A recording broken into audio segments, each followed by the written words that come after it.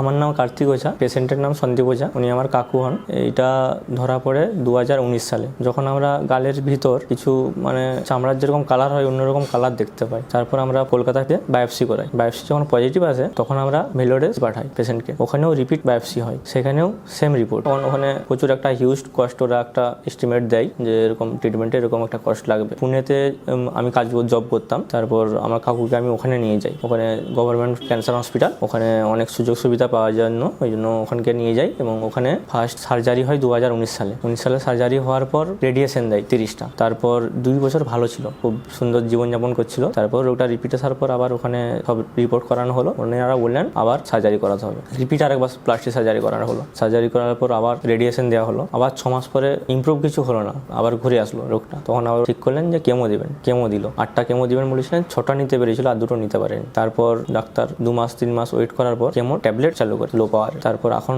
ট্যাবলেটেও রোগটা ঘেরা থাকছে না, বেড়েই যাচ্ছে। তারপর আমরা একজনের রেফারেন্সে এখানে আসছি। এখানে ওনারা বললেন যে এখানে ভালো ট্রিটমেন্ট, সেই জন্য আমরা এখানে আসছি। আর এখন